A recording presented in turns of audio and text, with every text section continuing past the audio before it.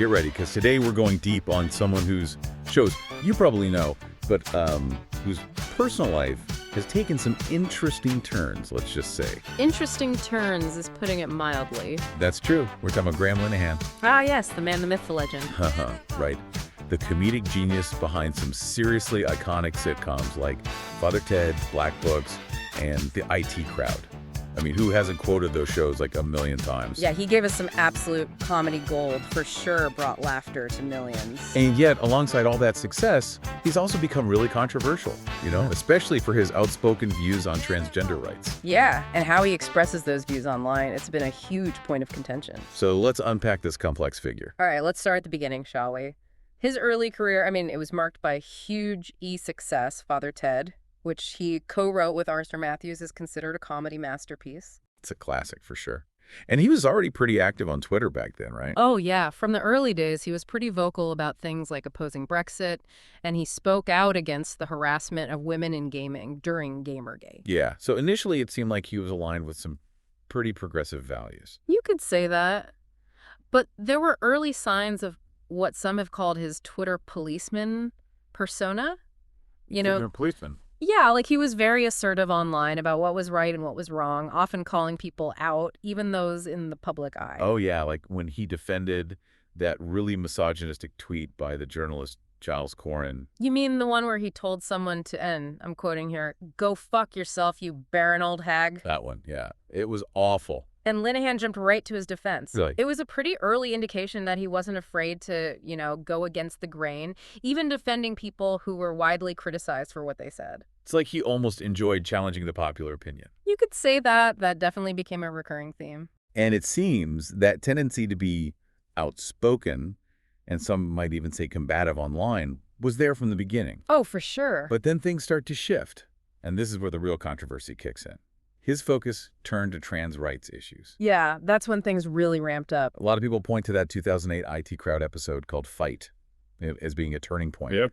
It features a trans woman character, and it drew a lot of criticism. Yeah, a lot of people felt that the episode relied on really harmful stereotypes. Right, like the whole episode plays on this misunderstanding where Douglas, played by Matt Berry, is dating this woman and just completely misinterprets her when she tells him she's trans. And the humor throughout the episode, it really leans on these exaggerated masculine stereotypes. Like she likes action movies and drinking beer. Exactly. Like that's what makes her trans. It reinforces this harmful idea that trans women aren't real women. Right, instead of presenting a more nuanced or authentic character. It really played into those tired tropes. And when Linehan defended the episode, it didn't really help matters, did it? He argued that it wasn't the episode itself that was transphobic, but that the character was transphobic.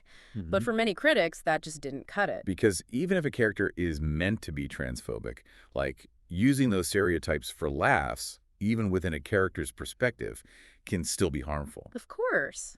It kind of normalizes those ideas and contributes to a culture where trans people are already so misunderstood and misrepresented.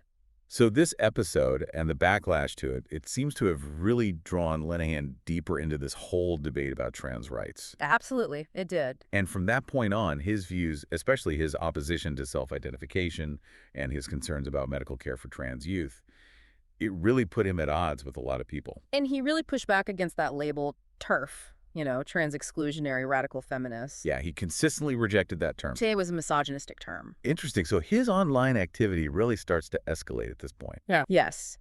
And it leads to a few specific incidents that kind of amplify the controversy surrounding him. Like in 2018, he actually got a police warning for harassing a trans activist named Stephanie Hayden. This involved doxing her too, right? Like sharing her previous names and photos online and repeatedly misgendering her? Yes. He did all that while claiming it was retaliation because she had shared his wife's business address online. I see. It wasn't a good look. No, not at all. And then there's his very public campaign against mermaids. That's right. Mermaids is a UK charity that supports transgender youth and their families. And Linehan really went after them, didn't he? He did. He used Mumsnet, which is a popular online forum for parents to try and rally opposition against mermaids getting funding from the National Lottery. Mumsnet. Yeah. That's That's interesting. It was definitely a calculated move, and it sparked some major backlash. This is what led to that amazing response from H-Bomber guy, right? Oh, yeah, H-Bummer guy. You know that popular YouTuber who makes those insightful video essays? He did a whole charity live stream playing Donkey Kong 64. And he invited all these prominent trans allies to join him, like even Alexandria Ocasio-Cortez was there. And they ended up raising over $340,000 for mermaids. That's incredible. It was like turning the whole situation on its head. It was a brilliant move. It really brought even more attention to the issue, and it further cemented Linehan's position as this controversial figure. It even led to him being formally condemned for transphobia in the Scottish Parliament. Yep, things really escalated. It's really clear that his actions started to have a huge impact on his personal and professional life. You're not kidding. This wasn't just online drama anymore. This was real-world consequences. So what actually happened? Like, how did things start to fall apart for him? Well, for one, he started becoming alienated from former friends and collaborators like Frankie Boyle, you know, the comedian who's known for his really dark humor. Yeah, I know Frankie Boyle. Well, he announced he was blocking Linehan on Twitter, publicly expressed concern over what he called Linehan's neurotic obsession with all this, and even suggested he might have an internet addiction. Wow. And even his own brother-in-law, James Serafinovich, publicly distanced himself from Linehan. That's right. He stated that Linehan's wife, who is Serafinovich's sister, didn't agree with Linehan's views. It was a very public family rift. It was. And sadly, it didn't end there. Right. Linehan's wife ended up reverting to her maiden name, and the couple separated. It even started to affect his career, too. Remember that Father Ted musical that was in the works? Oh, yeah. What happened with that? It got canceled? The production company, Hat-Trick Productions, they said that they wouldn't go ahead with the project while Linehan was involved. Wow. At the time, Linehan claimed he was being rolled over by the trans lobby, but it seems pretty clear that his views had made him a liability. Yeah, it really highlights the power dynamics at play here and how someone being outspoken, especially on sensitive topics, can really have a ripple effect on their professional life. And this is where it gets even more interesting. Because after he was banned from Twitter, Linehan went on to create his own social network. That's right. He called it Glinner. Glinner. What was the reasoning behind that? He claimed it was a response to what he saw as censorship and bias against his viewpoints, you know? He wanted a space where he could express himself freely without fear of being silenced. Okay, so he makes his own platform. But then after a permanent Twitter ban in 2020, a ban that was actually later lifted when Elon Musk bought Twitter, Linehan moved to Substack. Yeah, so he went from creating his own platform to joining one that's, still allows for more controlled content and a more controlled audience. So even after being deplatformed from mainstream social media, he was still finding ways to get his views out there and connect with people who agreed with him. Definitely. And on Substack, he kept sharing his thoughts, often focusing on screenshots of tweets. And get this, he even tried to compile a database of gender-critical therapists in Ireland. Really? That's kind of a controversial move considering conversion therapy is illegal in Ireland. Oh, it definitely raised some eyebrows, especially given the ethical implications of such a database, the potential for it to be used to promote practices that are harmful to LGBTQ plus individuals. And then there was that whole incident with the Her app, the lesbian dating app. Oh, yeah. Wasn't he kicked off of that for not actually being a lesbian? Yeah, he was using the app to dox trans women, arguing that they shouldn't be on the platform because they weren't real women. The irony being, of course, that he ended up proving his critics' point about men trying to infiltrate women's spaces. He even went so far as to complain to IPSO, the UK press regulator, after the Metro published an article that was critical of his anti-trans rhetoric. And guess what IPSO actually sided with the Metro? They found that the paper's description of him was accurate. Wow. It seems like every move he made just dug him deeper into a hole. So we've seen how Linehan's focus shifted to trans issues and how his actions just sparked all this controversy. And we've seen the impact it had on his personal and professional life. But there's another layer to this story that we need to examine, a key element of the criticisms against him. And that's the accusations of misogyny. Exactly. Which is fascinating because he actually presents himself as a feminist. It does seem contradictory. It does. He even has a whole blog titled, "Women Are Important." And a lot of his arguments are framed as being in defense of women's rights. But critics point to certain instances where his actions and words seem to contradict this whole feminist stance. Like his comments about Dolly Parton, for example. He criticized her for having plastic surgery, saying she had fucked up her face. Really? Yeah, and he said it was sad how many supposed feminists were okay with women mutilating themselves to fit beauty standards. That's hard. It is. And those comments really highlight a common criticism of Linehan, that his version of feminism seems very selective, often targeting women he just doesn't agree with. That's interesting. And he also kind of dismissed all those conversations about the marketing of feminine hygiene products. Oh, yeah, saying it was ridiculous to be concerned about shame surrounding body parts. Oh, well. Yeah. And remember when Shapi Khorsandi, the comedian, came out in support of that Let Toys Be Toys campaign? The one that advocates for gender-neutral toy marketing? Yeah, Linehan basically mocked her about it. How I call it. Downplayed the whole importance of the campaign. So it seems like he's criticizing women who are actually advocating for changes that a lot of people see as being aligned with feminist ideals. Exactly. Okay. And that's a major point of contention. It goes even further than that. He frequently attacks cisgender women who support trans rights, calling them handmaidens. Handmaidens. Yeah, it's like he sees trans rights as this threat to women's rights rather than something that can coexist and even strengthen the feminist movement. Yeah, that's a key part of the critiques against him. That he sees it as a zero-sum game. Exactly. Like there can only be one winner. He didn't hold back when it came to other prominent women either. Like he went after Anita Sarkeesian, the feminist media critic, when she talked about feminism encompassing support for trans people and workers' rights and the Black Lives Matter movement and abortion rights. Linehan accused her of male pandering and giving away women's rights to another group of men.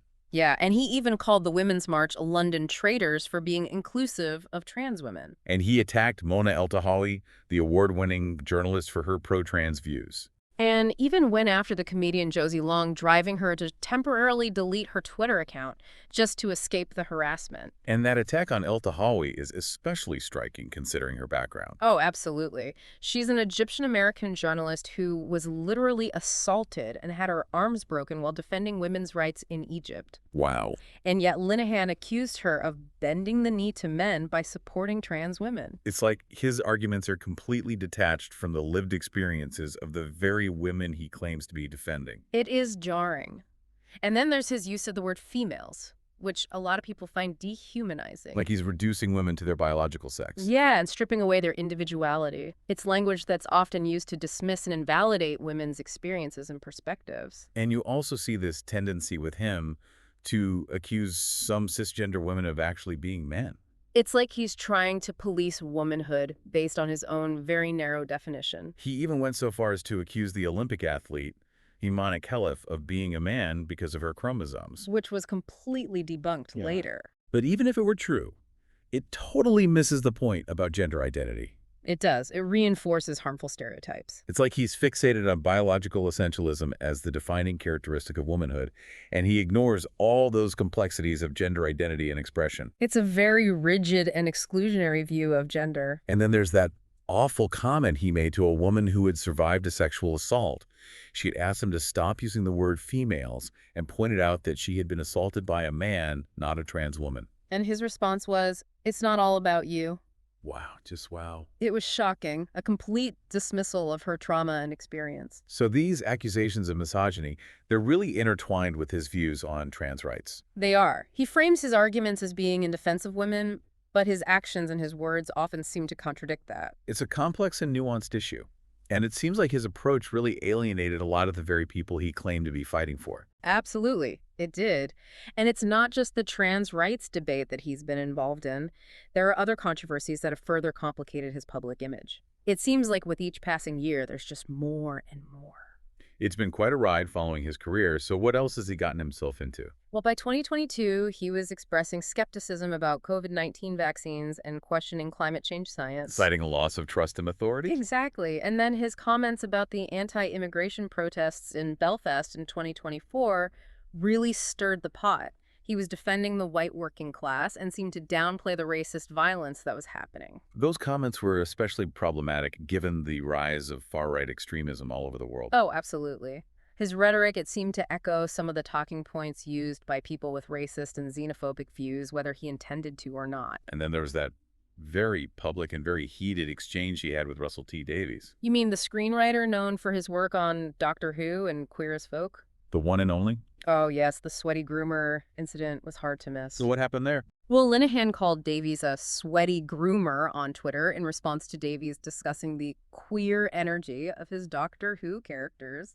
That term groomer is so loaded, especially after that recent libel case involving Lawrence Fox. Oh, yeah, the one where he ended up having to pay substantial damages for calling people pedophile. Exactly, so people immediately accuse Linehan of homophobia. As I- they should have. And he ended up deleting the tweet. But of course he didn't back down completely. Oh, no, he doubled down. He argued that Davies was engaging in ideological grooming by promoting queer theory in children's television. So basically saying that Davies was indoctrinating kids with harmful ideas about gender and sexuality. Exactly. And then he went on to try and link queer theory, which is an academic field that explores gender and sexuality, to pedophilia. Which is just a gross misrepresentation and a really dangerous conflation. It is. He even shared a screenshot from a Royal Television Society article about a controversial plot point in Davies' Queer as Folk that involved a relationship between an adult and a minor. Trying to link Davies to child abuse? It backfired, though, didn't it? Big time. The article actually praised that scene for its authenticity and for portraying a reality that existed at the time. It's important to remember that portraying something in a work of fiction isn't the same as endorsing or promoting that behavior. Right. Linehan was trying to smear Davies, but it really just ended up highlighting his own tendency to distort information and make really inflammatory claims just to further his own agenda. Okay, so we've covered a lot in this first part of our deep dive. We've seen Linehan's journey from this celebrated comedy writer to this deeply controversial figure. Yeah. We've looked at the criticisms against him, the impact it's all had on his life, and the range of controversies he's been caught up in. It's a lot to take in. It is. It makes you wonder how someone's strong convictions can lead them down such a divisive path, and how their online actions can have such a profound impact on their relationships, their career, their public image. It makes you think about the impact on the broader conversation about trans rights, too, and how challenging it is to have nuanced and respectful dialogue in a digital landscape that seems to reward outrage and division. Those are definitely all questions we're going to continue exploring in part 2 of our deep dive into the complex world of Graham Linehan. Stay tuned. Welcome back to our deep dive, into this complex world of Graham Linehan. It's a lot to unpack for sure. It is. We've covered a lot of ground in part 1, going through his career, all those controversies he's been involved in, and those accusations of both transphobia and misogyny that have been kind of leveled against him. Yeah, we saw how his online activism has had these real-world consequences, impacting his relationships and his career. Now, I think in part 2, it's time to try and understand a little bit more about the potential motivations behind Linehan's actions and maybe look at the broader context of some of these debates he sparked. One thing that really stood out to me is how often his critics pointed to this idea that he's fixated on this very specific and some might say rigid definition of womanhood. Yeah, that's definitely a key element of his rhetoric. Like he frequently targets both trans women and cisgender women who support trans rights. Right. It's always framed as this defense of, women's spaces and women's rights. But some people argue that his perspective, it actually ends up reinforcing these traditional patriarchal norms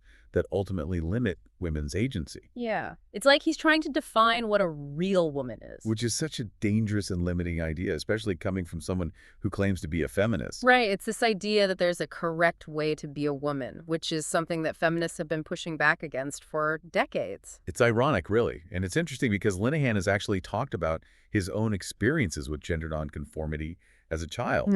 He was bullied for being perceived as effeminate. That is interesting. So some people have suggested that maybe these early experiences kind of shaped his understanding of gender roles and expectations and might have led him to embrace this more binary and rigid view of gender.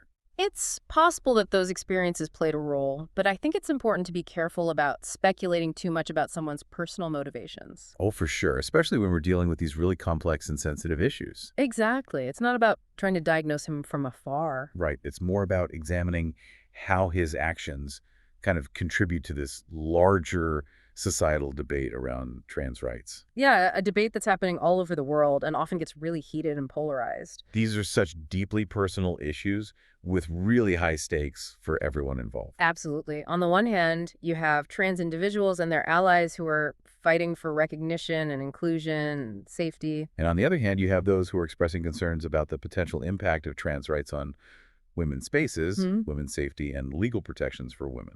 Right. And it's so important to remember that there's a whole spectrum of viewpoints and experiences within both sides of this debate. It's not just two opposing camps with, these clear-cut boundaries. Nuance is key. It is.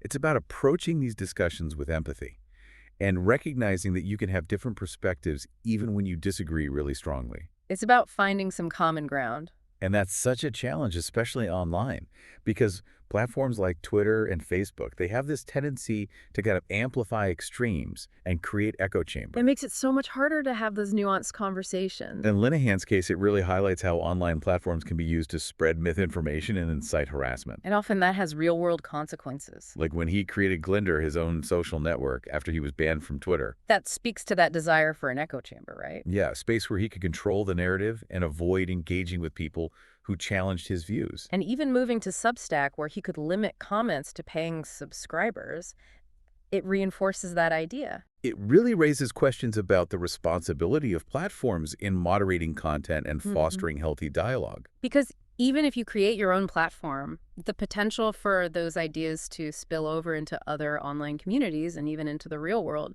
is always there. It's like trying to contain a wildfire. Yeah. You know, once it starts spreading, it's hard to control where it goes. Exactly. So I think Linehan's case really highlights this massive challenge we're all facing in the digital age.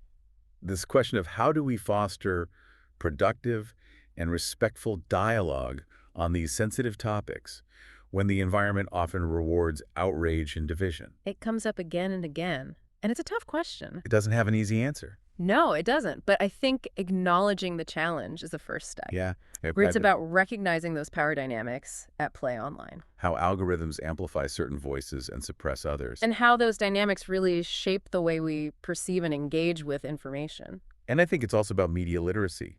You know, being able to critically evaluate the information we encounter online. Recognizing bias, recognizing misinformation. Seeking out diverse perspectives. You all have a responsibility to be more mindful and more discerning consumers of information. Absolutely. So as we move towards the final part of our deep dive into Graham Linehan, let's keep this broader context in mind. We've seen how complex his story is and how polarizing those debates he's ignited are. Now let's consider the lasting impact of his actions and the questions they raise about online discourse. The limits of free speech, and the responsibility we all have in shaping a more inclusive and equitable society. And we're back for the final part of our deep dive into the world of Graham Linehan. You know, the comedian, the controversies, the complexities. It's been quite a journey. It has. We've gone from those early successes, you know, with shows like Father Ted to his deep dive into online activism and all those public battles, especially around trans rights. We've unpacked those accusations of transphobia and misogyny, explored the wider context of these debates, and even touched on some of those potential motivations driving his actions. Right, like what's going on there? Yep. Now it's time to talk impact. What can we actually learn from Graham Linehan's story? What does it tell us about online behavior? You know, the boundaries of free speech and the responsibility we all have in navigating these really sensitive topics. It's a big question for sure. It is. And I think Linehan's story, it really serves as a cautionary tale about this double-edged sword of online platforms. How so? Well, here's this guy who built his whole career on making people laugh, and through his actions online and his online persona, he ended up alienating a huge portion of his fans and even some of his collaborators. It's almost like a modern-day Greek tragedy, right? A what? A Greek tragedy. You know, you have this acclaimed artist brought down by their own strong convictions, let's say. Except the stage for this downfall is the internet. This incredibly public and unforgiving arena. And that's such a crucial point. The internet has this unique power, you know, to build up and tear down reputations sometimes so quickly. It's wild how fast things can change online. It is, and Linehan's case is a really stark reminder that online actions can have real consequences that impact your relationships, your career, even your mental well-being. It's not some separate reality where the rules of human decency and accountability don't apply. It's an extension of our social world with all the same complexities, nuances, and, yeah, even potential for harm. Which brings us to the whole question of free speech. Ah, yes, a concept that always seems to get tangled up in these online battles. It does. Linehan has repeatedly claimed that he's being silenced, you know, that he's a victim of censorship for simply expressing his views. But his critics say he's confusing free speech with freedom from consequences. Right. It's like that classic you can't say that versus you can say that, but be prepared for the backlash. Exactly. Yeah. Freedom of speech doesn't mean freedom from criticism or from the social consequences that might come from expressing your views. And that's where personal responsibility comes in. It does. We all have a responsibility to be thoughtful and critical about the information we're consuming and sharing online. especially when it comes to topics that are as sensitive and potentially impactful as gender identity and trans rights. Yeah, it's easy to get swept up in the outrage cycle, Yeah. to react emotionally and share something without really thinking about the potential consequences for ourselves or for others. We need to remember the power of our words, especially in this digital age where things can go viral in an instant and have a lasting impact. Linehan's story, it really serves as a reminder that online platforms, while they offer amazing opportunities for connection and communication, they can also amplify both the best and worst aspects of human nature. The good, the bad, and the ugly. They can be used to build communities, share knowledge, spark positive change. But they can also be weaponized to spread hate and misinformation and engage in really serious harassment. So where do we go from here? How do we move forward and navigate these complex issues in a way that actually fosters understanding and respect instead of just digging these trenches of division and animosity even deeper? It's the million-dollar question, right? It is. And honestly, I think it starts with individual accountability. Like being willing to step outside our comfort zones a little bit and engage with different perspectives. Even when, and maybe especially when they challenge our own views. Being critical of the information we encounter online and recognizing those echo chambers that just reinforce our existing biases. It's about remembering that online interactions are still human interactions. Yeah, there's a real person behind that username or avatar or comment. And sometimes I think it's easy to forget that. Especially in the heat of the moment, in that fast-paced world of online discourse. I get it. Linehan's story, as messy and controversial as it is, it offers this valuable opportunity for us to kind of pause and reflect, To sit back. to examine our own online behavior, think about the potential impact of our words and actions, and try to create a digital world that's more inclusive, more empathetic, and ultimately more respectful. It's a reminder that humor, while it can be such a powerful tool for social commentary and connection, also needs to be wielded responsibly. It does. When humor punches down, when it reinforces stereotypes and mocks marginalized groups, it loses its power to unite and actually contributes to division and harm.